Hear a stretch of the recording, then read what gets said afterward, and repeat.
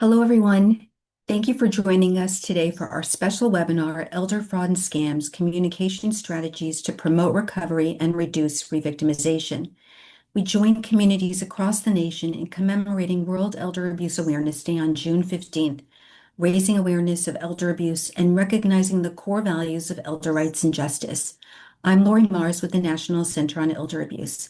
The National Center on Elder Abuse is a federally funded elder justice resource center supported by the Administration for Community Living and housed at the Keck School of Medicine of USC. We provide the latest information and resources on research, training, education, and best practices on intervention and elder mistreatment. Our goal is to prevent abuse, neglect, and exploitation through improved awareness, education, research, and response. We recognize that as a society and as individuals, we must expand our efforts to ensure that all older adults are treated with dignity and respect, free from abuse, neglect, and exploitation. We're thrilled to co-host this webinar with our collaborators at the United States Department of Justice, Elder Justice Initiative, the National Clearinghouse on Abuse in Later Life, and the National District Attorneys Association. Before we begin, I'd like to go over a few housekeeping matters. All attendees will enter the meeting in listen-only mode. Please utilize the Q&A function to submit questions or comments to panelists. To enable the live transcript feature, click the CC button on your screen. The recording and presentation materials will be made available through the National Center on Elder Abuse following this presentation. At the end of today's webinar, you'll receive a survey link. Please complete the survey and provide your feedback. Your comments will help inform future NCEA webinars. Today, we have an outstanding panel of presenters who will discuss healing and recovery in the aftermath of elder financial fraud, which is one of the fastest growing, most prevalent, and devastating forms of elder mistreatment. We'll be joined by Amy Nofziger, Director of Fraud Victim Support, AARP Fraud Watch Network, Jennifer Lawrence, Director of Clinical Programs and Trauma Recovery at FightCybercrime.org, Miles McNeely, Vice President, Elder Abuse Prevention at Wise and Healthy Aging, and Pete Staffel, a Principal with Roll and Flow. They will share more information about their work in organizations shortly. But now I'd like to introduce Vicki. She experienced a scam several years ago and has been navigating the aftermaths since. She's agreed to share her story with us all on the condition of anonymity. Her story is powerful, instructive, and inspiring. I'd now like to invite Vicki to join us. Thank you so much, Lori, and thank you everyone for listening. So this crime happened to me about 2.5 years ago, and it was still actually relatively new then. So much that seems obvious now just wasn't known back then. I was a victim of what's called a three-tiered imposter scam, in with tech support, financial institution, and government official imposters. The scam began with a fake pop-up alert on my computer, and then my computer was frozen. A loud voice came on saying my computer had been hacked and I needed to call Microsoft, which I did, which of course was not Microsoft. I was instructed to download remote access software so the supposed tech support could investigate. They said my money was being siphoned out of my accounts to be used for child pornography. I did ask for proof, and what they showed me was actually very incredibly convincing. Then the second tier scammer, a supposed fraud investigator from my bank, called me. He claimed he looked into my accounts and that all my money was being taken out and I needed to move it to the Federal Reserve for safekeeping. And then finally, on the same day, a third scammer posing as a Federal Reserve officer called promising to protect my money and help catch the criminals. They instructed me to put $6,000 in a Bitcoin ATM, saying they were going to put the money in a safe deposit box with the Federal Reserve. The next day they called and said they had caught someone in another state with a copy of my driver's license, a photo of my home, and a trunk full of child pornography materials. They continued to ratchet up the fear by saying I was being followed, my home was being watched, and I should not tell anyone because the criminals would find out and come after me. Every day after that, for the duration of about 6 or 7 weeks, they called at least once a day. During those calls, I was threatened and kept in a constant state of fear and isolation. The scammers instructed me to liquidate financial assets, wire money to a gold dealer, purchase gold, and deliver it to a supposed Federal Reserve officer at a specific location, date, and time over 3 transactions. Keep in mind, this was the first time gold had been used in these scam transactions where I live, so the bank and the gold dealer were unaware and did nothing to prevent it from happening. I had $1.4 million stolen from my accounts, but the total financial impact was a little over $2 million because I had to pay federal income taxes on money earned that year that was then stolen. During the course of the scam, I frequently questioned what was going on and asked questions, but they always had plausible responses coupled with more threats. They keep you on the phone for hours and wear you down. And when you're that frightened, you cannot think properly. The rational part of your brain shuts down and you're in a fog. And that mental fog and that isolation, those are their tools and their protection, and they work to keep you in it by keeping you afraid. Once the scammers recognized there was no more money to be had, they stopped all contact. After 36 hours of no contact, I called the local police who began the investigation, but because of the size of the theft, they directed me to the FBI. I was told it was likely that scammers would call me again in a few months, but honestly, I didn't believe that. I kind of laughed it off, but sure enough, they did call again. And the minute I heard the voice, I knew. I told the scammer on the phone I was in a meeting and would have to call back later, and I immediately drove to the FBI office. I then worked with the FBI in a sting operation in which we made arrangements for another gold delivery over the course of a few weeks. As a result of that operation, multiple people have been arrested or have warrants out for their arrest. Some have pled guilty and are serving time, and some have probably fled the country. I have received no money in restitution. People think these crimes are just about the financial impact, and that is huge, but it's really just the beginning. All areas of a person's life are devastated. Financially, physically, emotionally, socially, these crimes touch every corner of a person's life. Rebuilding your life is a long, hard process because you have to rebuild so much of who you are. But I decided I really didn't want my story to be that of a victim that stays a victim. It's hard, but I wanted my story to be one of recovery and resilience. The crime happened to me, but the rest of my life is up to me to make good. Critical to my recovery was the immediate engagement of a trauma counselor. Her help prevented me from spiraling out of control in self-blame and allowed me to focus on moving forward. So where am I on the path to recovery? Not 100%, but in all areas of my life, I'm on very solid footing. I've gone back to work full time, which gives me purpose and money. I live on a tight budget and put about 70% of my income in savings. I live with less, but my life isn't less. I had other assets which I was able to sell and am still selling. I have no debt and I've rebuilt the balance in my accounts. I'm a happy person in spite of this tragedy, but I think that's a decision. Making the decision to take my life back from the criminals and knowing I had the resilience to do it, that's been the key for me. I do what I can, like presenting in situations like this where I can help prevent this from happening to others, to help law enforcement and the judicial system catch and convict, and to help other victims see that life does go on. Thank you for listening to my story. Vicki, thank you for your courage and bravery and resilience and for sharing your story with all of us. I'd now like to ask the other presenters to turn on your cameras and join the conversation. And please introduce yourselves and your organizations. Amy, do you want to start? Hi, everyone. I'm Amy Nofziger. I'm Senior Director of Fraud Victim Support at AARP's Fraud Watch Network. One of my biggest responsibilities is managing the Fraud Watch Network helpline, which receives 100,000 phone calls from people who have questions about fraud or who have been victims of fraud. They get guidance and resources, and most importantly, that one-on-one assistance they need from a peer counselor. In addition, we have support groups for victims to move through their journey of recovery. Thank you, Amy. Jennifer? Hey everyone, I'm Dr. Jen Lawrence. I'm the Director of Clinical Programs and Trauma Recovery at fightcybercrime.org.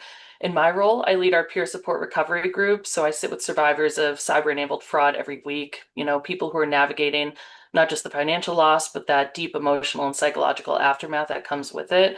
So that lived clinical experience with survivors is exactly what brings me to this conversation today, because how we talk to older adults about fraud before and after it happens really does make all the difference in their recovery. Thank you. Miles? Hello, everyone. My name is Miles McNeely. I'm a licensed clinical social worker and the Vice President of Elder Abuse Prevention at Wise and Healthy Aging, which is a nonprofit social service organization that provides services to older adults, primarily in Los Angeles County. Related to this topic, I manage a couple of different programs and services. We provide in-person, individualized case management to people that have experienced fraud, as well as individual therapy. We have support groups, and we administer the Los Angeles County Elder Abuse Forensic Center, which is a multidisciplinary team. Thanks. Thank you. And Pete. Hey everyone, I'm Pete Staffel. I'm a behavior scientist, so I work with a firm called Roll and Flow. We help firms and non-profits to build behavior science. So to take back psychology from the scammers and use it for good, we help them build it into their services and to their technology. Prior to that, I spent 14 years in financial services, latterly as the head of fraud service design for Santander. And a part of that role was to train colleagues, contact center colleagues who were breaking the spell, breaking the scam spell. Thank you all so much. Our first question. So we hear a lot about fraud prevention, but not nearly enough about the aftermath. What does recovery actually look like, and why is it so hard? And I'd like to begin with Jennifer. Yeah, thanks. Recovery from fraud isn't a straight line, and it's rarely just about the money. What I see in my groups, the survivors that come through, are really dealing with layers of loss all at once. The financial loss, yes, but a shattered sense of safety, damaged trust in their own judgment, and often a really profound sense of shame and isolation. And that shame is where recovery gets really hard, right? The fraud is uniquely designed to manipulate. These are sophisticated criminal operations. They target very human emotions like love and fear and hope. And older adults are often left feeling like they did something wrong, right? So that shame keeps people from telling their families, it keeps them from reporting, and it keeps them from seeking help, which is exactly what these scammers and fraudsters count on. So real recovery means addressing the psychological wounds, not just the financial ones. It means creating safe spaces where survivors can say, okay, this happened to me, and be in a place where they're not met with judgment or stigma, questions like, how did you fall for that, how could you have done this? So when we get that right, people heal, and healing is absolutely possible in this space. Great, thank you. Does anyone else want to add anything to that response? I'll add something just quickly. And, I like to point out from what, Jennifer said is the shame.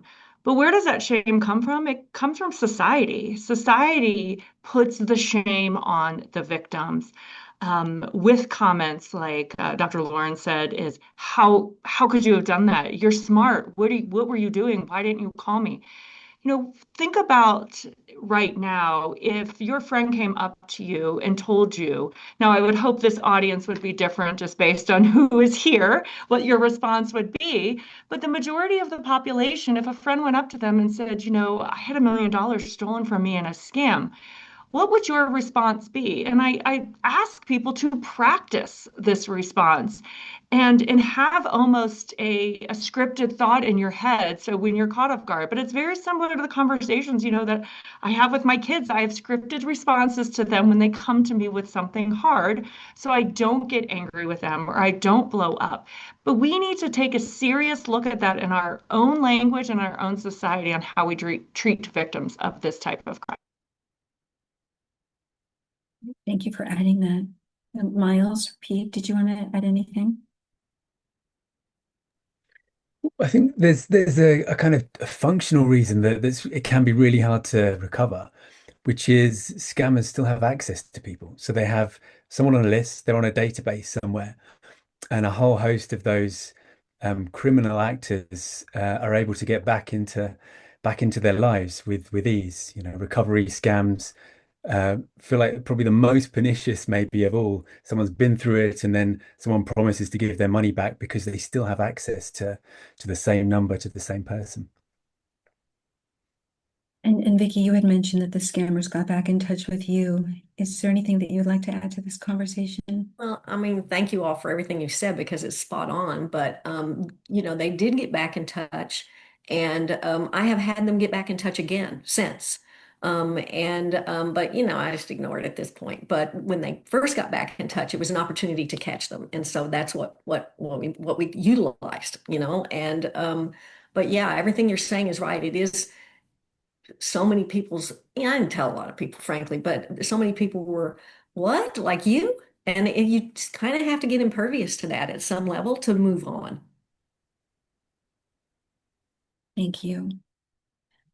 Turning now to our next question, what are the conditions that leave someone at risk of revictimization? And more specifically, are there patterns in people who recover well from scams, and what makes the difference? Miles? Sure. I'm going to focus on the second part of that question.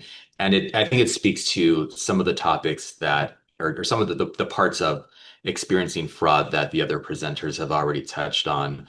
But having people, this is our responsibility, but I think it's the greater responsibility of the communities that we're involved in, that when we learn of someone that's had this experience, to not push them away, which is what a lot of people do, loved ones, professionals, even professionals that we think would be equipped to really support someone. So we want to avoid um, uh, adding to any internal shame, pushing people away, and really pulling them in. Um, One other thought I'm having, this is kind of related to the first question, is in addition to some of the limits, some of the issues that can get in the way of recovery related to mental health and support, and some of the changes in identity people are grappling with in this experience, is just some of the structural limitations in terms of actual financial recovery. A surprise that people often experience is, I've had all this money taken away from me, and now I have tax liability, and now I have to navigate this, and that can be very complicated. So we're just thinking about some of the financial structures and lack of supports is important for us to be thinking about as well. Thank you for sharing that. We received over 300 questions and comments at registration, and the number one question that we received was, what do you do when someone doesn't believe or doesn't want to believe that they're experiencing a scam? And to that point, what factors impede awareness and what approaches are most effective in encouraging, understanding, and shifting perceptions? Amy? If I could break the spell on every single scam victim, none of us would be here right now, I think. This is probably the most challenging part, and I've been doing this pretty much exact work for 24 years, and I still don't have the answer. But what I tell our fraud specialists that work one-on-one with our victims is you have to meet everyone where they're at. And you really have to kind of find out where they're in their journey and work with them in a way that might help chip away the doubt for them. They called us, so that's at least one part of doubt, right? That they picked up the phone to call a fraud helpline. But this is very challenging, especially when it comes to the deeply emotional scams like romance scams and cryptocurrency investment, or some people know them as pig butchering scams. It's very difficult, and I'll tell you, in my experience, and this might not be the experience of other panelists, but there's gender differences, there's geographic differences, and again, you have to find out kind of to each one of the individuals who's going through that scam right now, what might work for them. But just last week alone, I was working with a woman who was 100% confident that she was in a relationship with Trace Adkins. And the reason she actually called us was because he didn't pay her back. So she was looking for support on how to get Trace Adkins to pay her back. So again, I'm going to have to meet her at a different spot. It's very, very difficult. But what I say to every family member or every professional trying to do this is always start the conversation with kindness and empathy and keep those lines of communications open. Um, But for some family members, there is some tough love that needs to come into this, and they have to watch their own mental health and their own boundaries. So I wish I had a one sentence answer to that, but as I'm sure my co-panelists will say, this is probably one of the most difficult things. What is the status of that individual who reached out to you, who thought they were Unfortunately, well within we're not that? caseworkers, so we don't follow up. But as I was just sitting here on this call, I just got a note from one of my team members that said a woman who called us a year ago who was involved in a romance scam is calling us back now because that romance scam then turned into an FBI imposter scam, very similar to Vicky's stories where they just tackle on. And now, she was unfortunately victimized again. So it's sometimes there's chronic victimization, unfortunately. I'd like to jump in there and support everything Amy mentioned. Sometimes when there's that really entrenched belief, and we have this desire to try to convince someone, uh, we can oftentimes rupture that relationship, and we don't see the progress we're hoping when we become really fixated on the belief that the person is having. So one of the strategies that we use quite a bit in our program is really focused on harm reduction. So and really reducing any suffering that the person is experiencing. And oftentimes, just to share some specifics, that's related to food access, paying utility bills, rent, or housing related needs. Is there anywhere in this person's life in terms of their goals and the challenges they're experiencing in their everyday life that we can partner with them on? And that might not be directly related to having a conversation about the fraud they're experiencing, but it might be other things in their life that we can help support. Thank you. So to jump in as well, so I'm really strongly agreeing with both Amy and Miles. I think that there's 2 points I'd like to come in on. So firstly, being specific. So Amy's point, it has proved really, really beneficial when we've avoided broad brush approaches. So for instance, people in general seem to, you know, to fall for things, to get involved in things that are urgent, things that make them emotional. Actually, there's many different kinds of scams. So an investment scam breaks down into something that has romantic elements, where maybe the relationship and a feeling of obligation drives it. The same kind of crypto investment could be driven by fear of not having enough money in retirement, of something like that. Very different motivation. How we reach out to those individuals in turn will be very different as well. So that I think that's such an important point that Amy made. I do want to offer a little bit of hope. So I'm not going to pretend that this is an easy space to work in. It is clearly very, very difficult. But to offer a little bit of hope with breaking the spell. Um, so one area that's been really, really beneficial when I've been working with contact centers in banks in the UK in particular is to do the opposite of what Miles described, the kind of tell approach. So the most natural thing in the world is for us to want to give information to that individual to keep them safe. Often that does the opposite. It backfires. It raises defenses because instead of us, what we're doing, what we think we are, which is attacking the scammer, we're attacking the individual. We're attacking their sense of self-worth, their belief, their hopes for the future, and a whole host of other stuff. So what we do and what I train is to do the opposite, which is kind of to give control back. So this is something that comes from the world of motivational interviewing. It's used a lot to get people out of cults, for example. And at its heart, it's questioning. It's coaching in another life as well. It's asking simple questions. So the kind of things might be, you are really, really confident in what you're doing right now. Explain, help me understand why. I'm not quite there, but help me understand what you've done. And that evaluation that they will make then of where they've got to might help. Another way might be to distance themselves from where they are, from the emotion, from the Vicky described this kind of this really narrowed focus, this focus on the threat rather than what's going on, distancing through thinking as if you were doing it for someone else. So if your loved one, if someone that you love, your daughter, your friend came to you now and said, I am doing this thing, how would you react? What would you expect them to do? How would you expect them to keep themselves safe?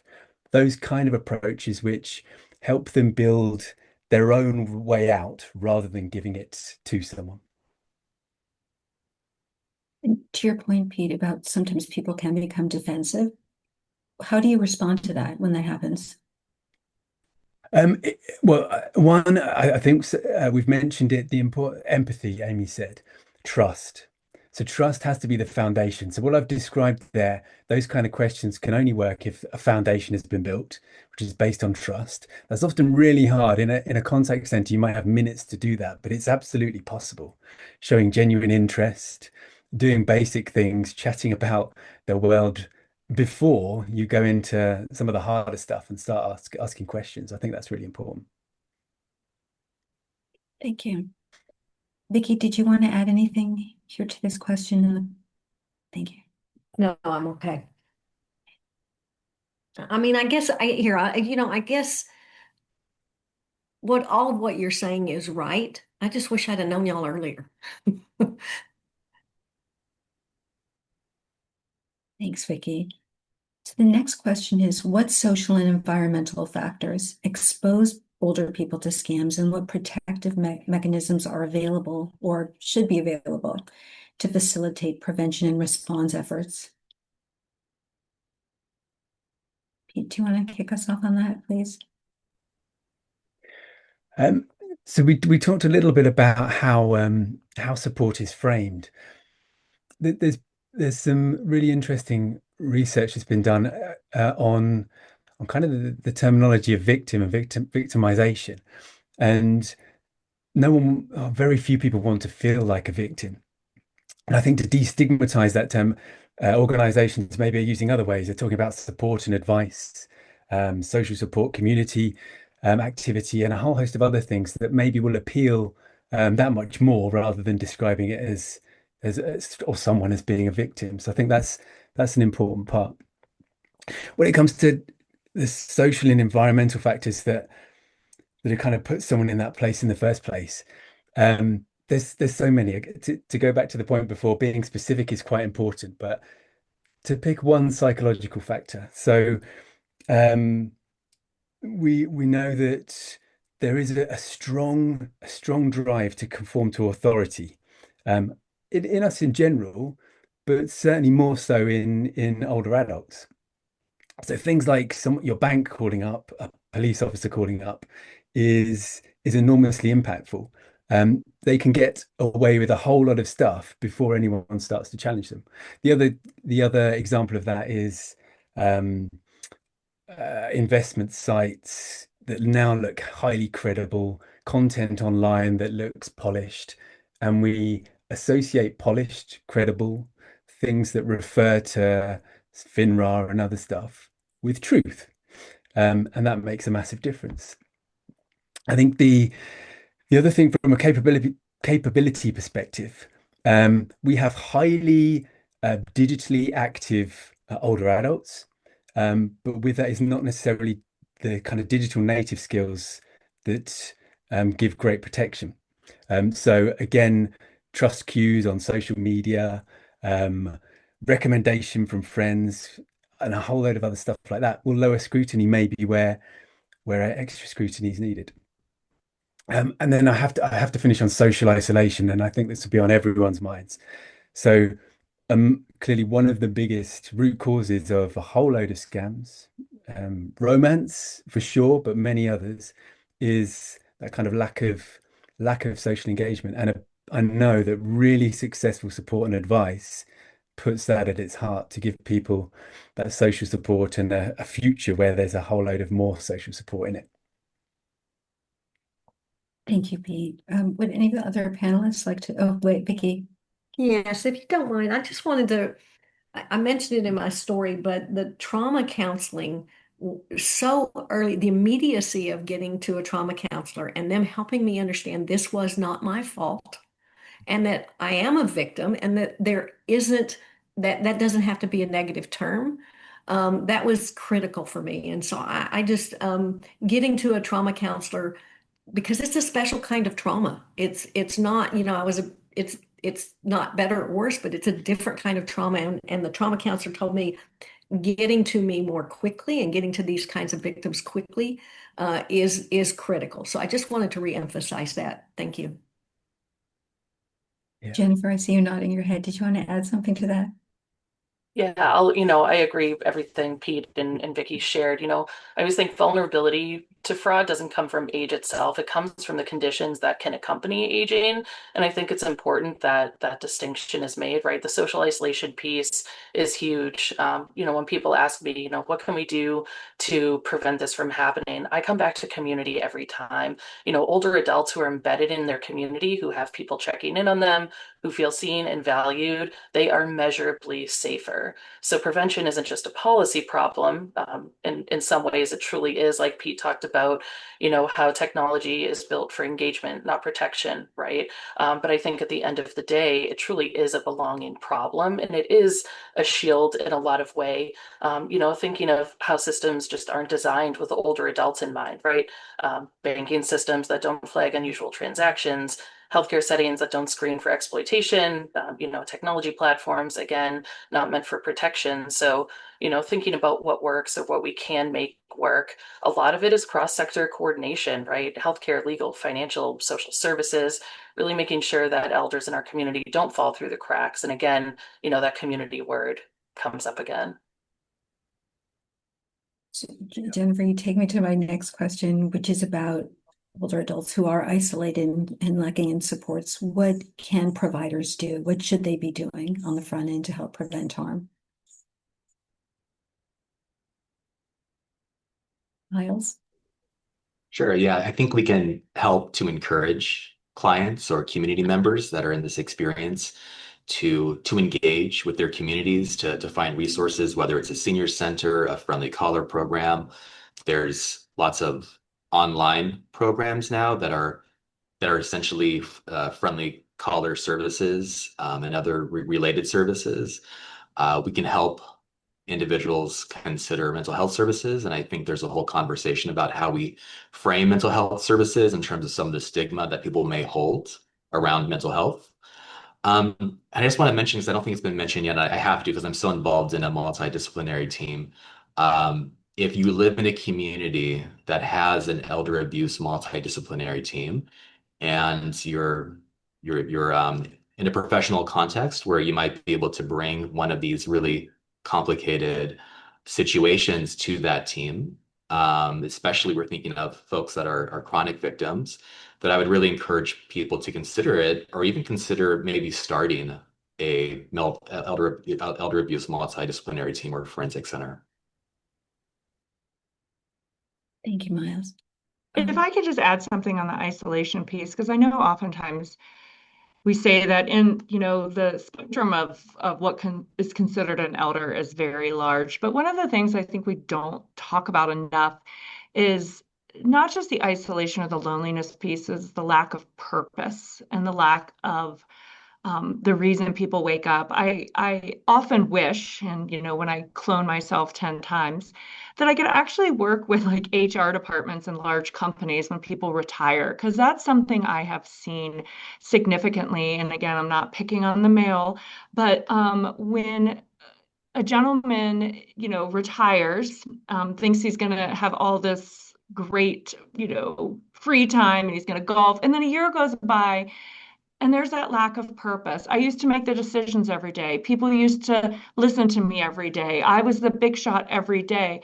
Now someone is coming in. He could be surrounded by his family and friends, but someone is coming in and keying those social engineering messages just to him. And we're seeing that a lot. I have a lot of wives actually call me and want me to talk to their husbands. And as sad as it is, I can pretty much predict who this person was in their career and kind of what this scam led them to. They're being told how smart they are. They're being told how special they are. And again, this goes back to the uniqueness of this problem, that it's not one size fits all. Because a lot of these gentlemen are not lonely. They lack the purpose. Very important point. Thank you for making that about meaning making and a sense of purpose. Would anyone else like to add to that, to this conversation in question? Okay. So I noticed in the chat there was a question about bank staff. And bank staff are often the last line of contact before money leaves. What does it take to effectively intervene in that moment? And what gets in the way? Pete? Yeah, so I've started talking about those questioning based approaches, much more coaching based approaches. So I'd certainly be a big advocate of that. To set that in some other context. So I talk a lot about a model called STEP. So STEP, the first bit of that is about being specific, and we've talked before about showing empathy, understanding the situation. Often that's about trying to understand what's come before. So that might have been interventions that a bank has done, a warning that's popped up, but also it might be that a family member has been involved and for whatever reason hasn't been successful. It might be someone else in the community. I remember a someone who had been involved in a relationship scam that I spoke to had interacted with probably about 20 different individuals in the course of trying to buy gift cards that they were sending to someone who they thought was going to spend the rest of their life with them. That's supermarkets, their local drugstore, and a whole host of other people, including their bank branch and others. Understanding that and being able to relate that back then to the conversation really helps. The T in STEP is about trust, and we've talked about that. Can't underemphasize the importance of that. E is evoke, and that is those questioning based techniques that are hopefully giving more control, are um, allowing someone maybe more of the space to evaluate what's going on. And P is about planning, but it's not a plan that we create for someone. Again, the ideal, whilst we're giving support and maybe tools, and for example, have you checked out something online or whatever else it might be, that plan ultimately is theirs. So one thing we talk about a lot is it's proximal steps, but small steps. So when next time Leo tries to contact you on WhatsApp, what is the one thing you're going to do? Rather than saying, okay, brilliant, I'm so glad that you're not going to speak to Leo again, but let's be realistic and plan out the steps for when something happens. So that P planning is often left off because we believe we've broken the spell, but it's so important to help maintain those behaviors. Thank you, Pete. Anyone else like to contribute? I'd like to just say that in my situation, the scammers conveyed that the bank was participating in the criminality of stealing my money. And so I wasn't going to trust the bank. I go in and keep in mind, this was a while back. I go in, the bank had me fill out some forms, chop, chop, done, done, here's your money. I think, and this was a big one I spent a lot of time thinking about and spoke to my bank because they shut down my accounts and I had to go in and, do all that. They need to not give us the money. Or give us a tiny bit of the money. If I'm asking for $100,000 or 10, say, so sorry, can't give it to you. Come back and just delay, delay, delay as much as possible. They can't keep our money, but at the same time, they can give us less because of some made up rule. We don't know the difference in the moment. But I think the biggest thing for me was that the actual scammers portrayed the bank as part of the criminal scheme. And so you don't trust them. I don't know if that's helpful. Very helpful. Thank you. It's massively helpful to say a bit more on that. So, you can imagine bank impersonation scams have obsessed me. Um, they are they are unbelievably convincing, um, and unbelievably difficult for someone working in a contact center where someone has been told you cannot trust them. This is just between us. We've got to keep this our own thing. You cannot tell them. That's so hard for the person in the contact center to overturn that. Two ways that we've had some success with. So one is to present information that isn't involving the contact center agent, because it's often about an individual. It's about people who are corrupt or people who can't know or don't have the right to know about this information. So showing something that is Santander approved outside in some cases might help. And the other thing is to use data and information much better. So in the UK, in some senses, not all, but in some senses, we're a little way ahead when it comes to identifying and spotting the signs that someone is sending money somewhere, that it's going to certain accounts and that kind of thing.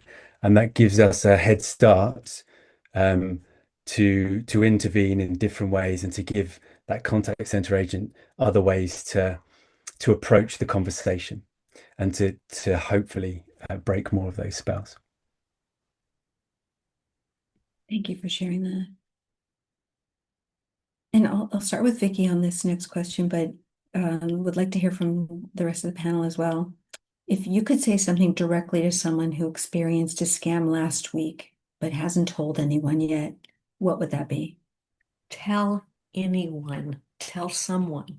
You just have to get the first sentence out and it gets better.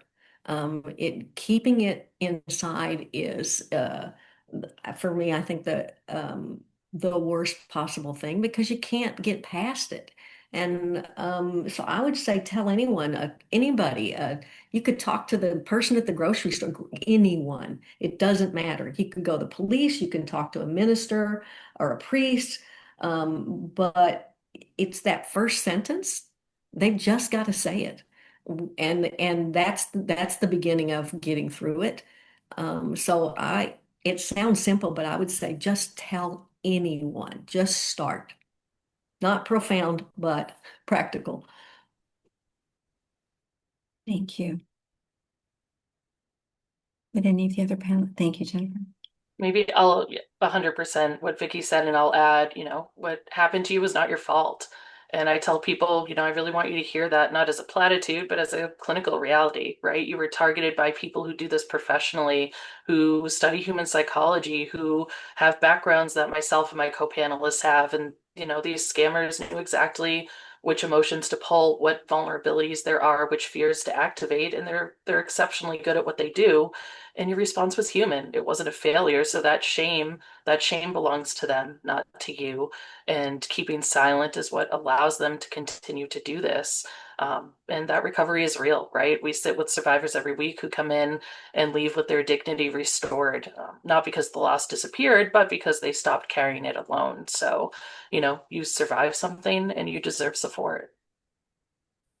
I would I would say all of that. And one of the things that we talk to our the folks that call the helpline is oftentimes that first sentence can be very difficult. And so journal it, script it out. I often encourage victims when they're calling the police department for the first time to script it out. And we can even help them. And so it's okay if you read it from a note card. I'm going to tell you something right now that might seem jarring to you, daughter, insert name here. But I just need you to listen and let me get through my thoughts and feelings first. And then I think also for us receiving that information, we can script it out. Like I tell people, it's okay to kind of even have a little post-it note maybe for a lot of like, whether it's law enforcement that says, I'm so sorry that that happened to you. Thank you for telling me. I'm not sure what the next steps are going to be, but we'll figure it out together. Right? I mean, honestly, it's not that difficult. I don't know why we make it that hard to receive that information from individuals. I would say you're not alone and find the helpers. And that's not just a Mr. Rogers quote, but there's someone that I've worked with for years that has experienced fraud and has also been an advocate, and they share that with everyone they come across that's in this space, especially that really tender space when they're just learning that they've experienced this crime, and looking for the helpers is something that can really help people with those first steps to healing.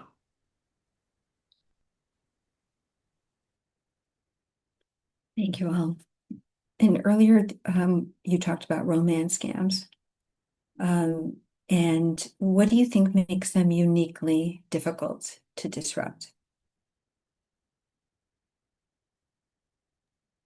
I I can't tell you how many, romance scams cases I've worked with.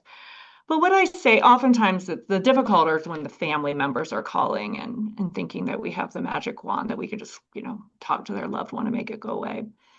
But I often say, how many relationships have you been in that haven't been successful or your parents didn't want you to be involved with, right? Like it's so complex and it's so unique and it's so manipulative.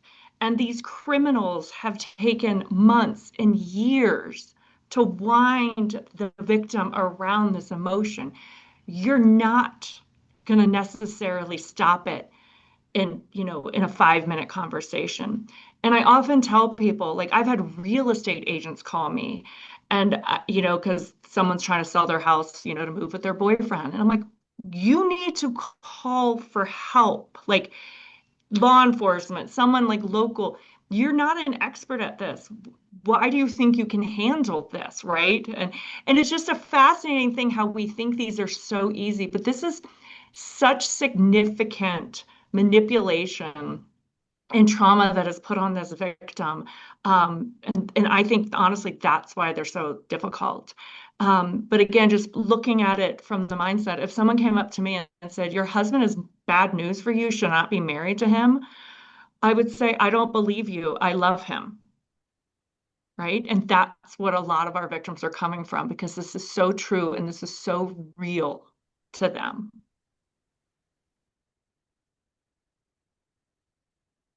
Yeah. I mean, for me, it is so hard to break it into a few things. I mean, the other thing that I see time and time again when I've spoken to those involved in a romance scam is that it's the heartbreak too.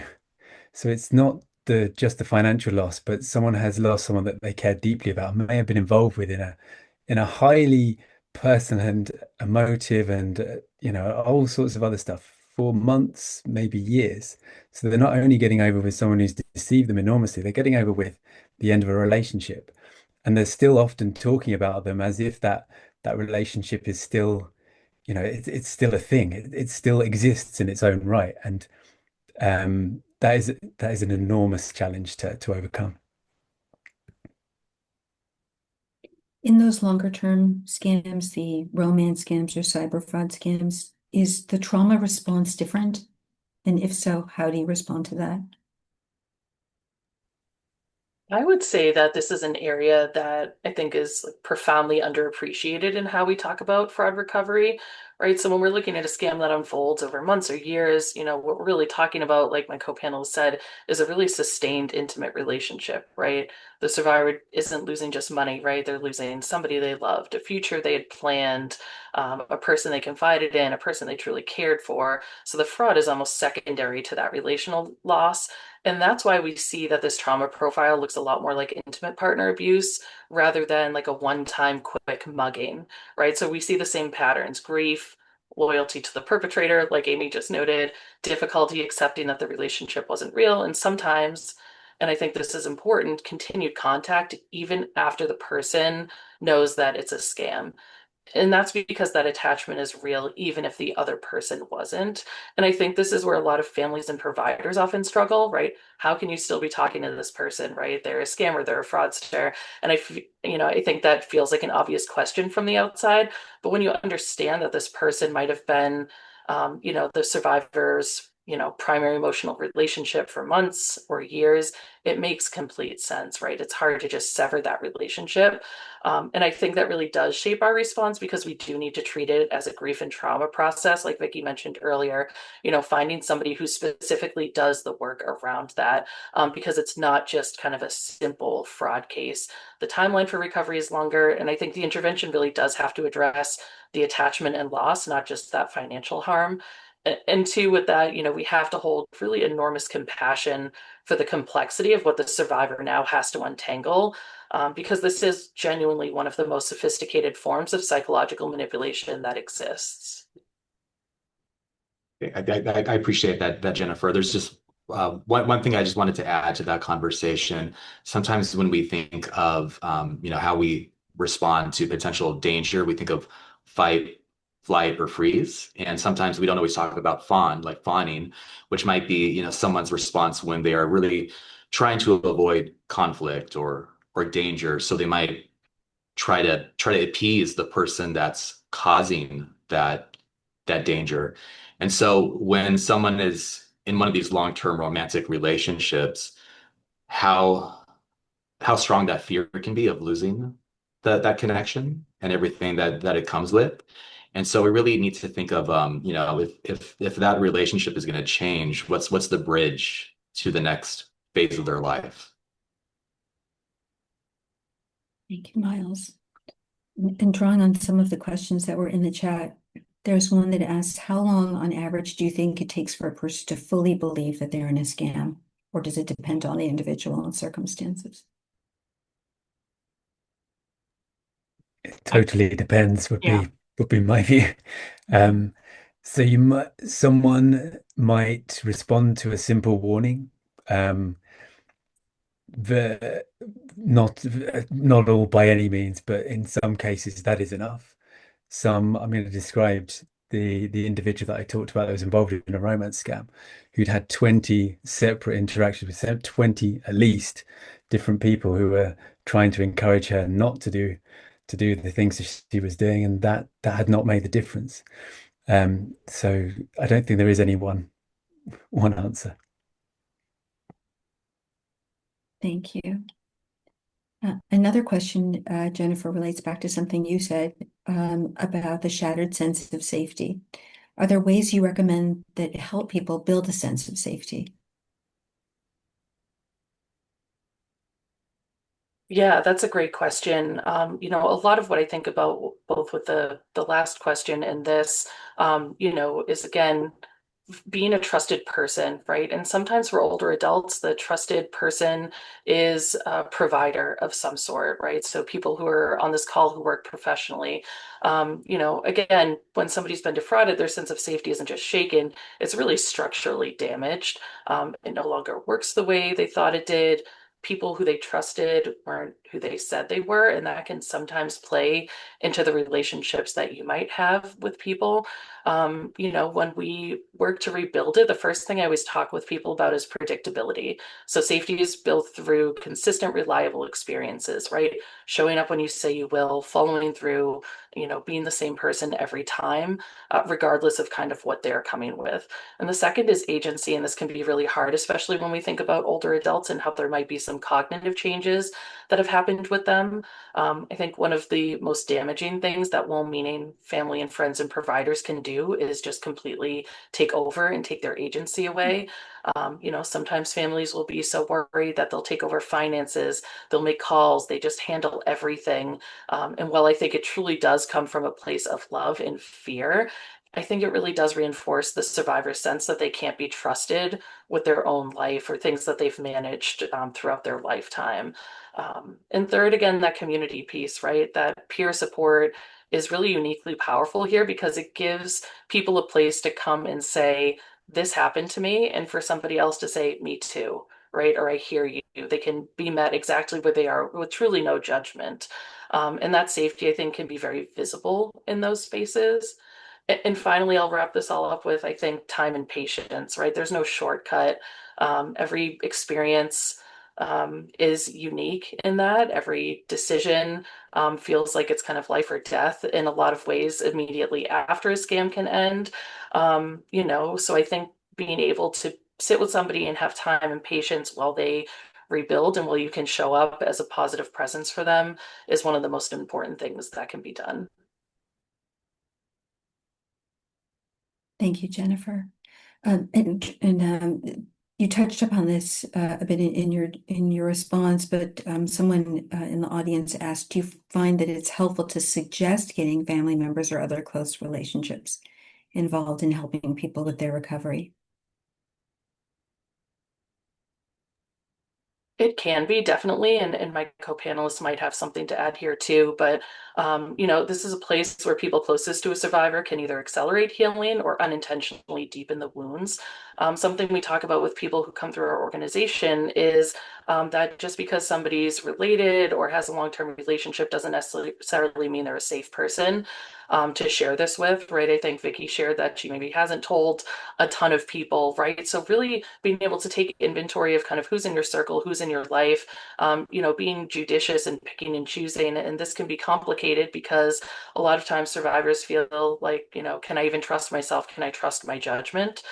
But I think education is really important, right? If family or providers are involved, helping people around them understand what this trauma looks like, the shame, the grief, the possible ongoing attachment to the perpetrator, and talking through some of what those family dynamics look like so that they don't become controlling, especially in a way that's not helpful or further harms the person.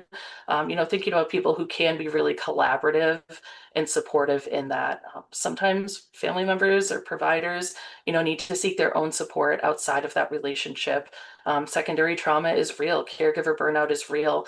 So, people, being able to seek that out when needed can also be helpful. Thank you, Jennifer. Would anyone else like to add on to that? I'll just quickly say I was talking to someone one time, another professional, and they're like, well, they need to tell their family. And I'm like, no, they don't. Because, family dynamics are very odd and unique, as every one of us here has a family, right?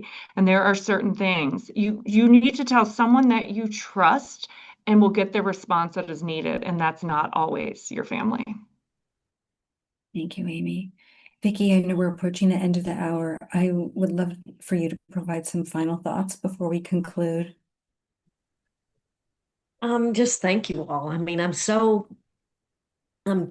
touched by how many people are engaged in this battle now. Even shortly, it hasn't been that long since this happened to me, and there just were not as many resources, and the resources weren't as educated and in a good way. The help, be it through people like you or law enforcement, FBI, it's grown so much, and that's really encouraging. It gives me hope that this stuff isn't going to stop, but it can get better for the victims. And I just thank you all.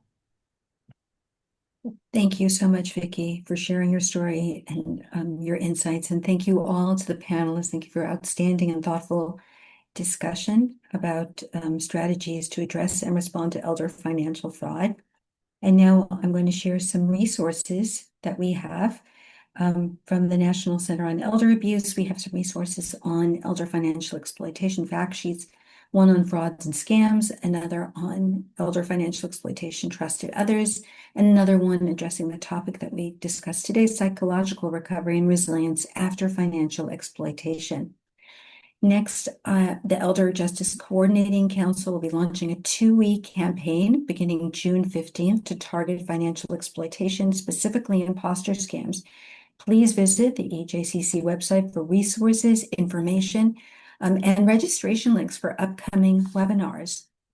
We at the NCEA very much appreciate your feedback. A survey link has been placed in the chat. Please click on it to provide your comments about today's webinar. If you have any questions, please feel free to reach out to the National Center on Elder Abuse. Our contact information is on the slide and in the chat.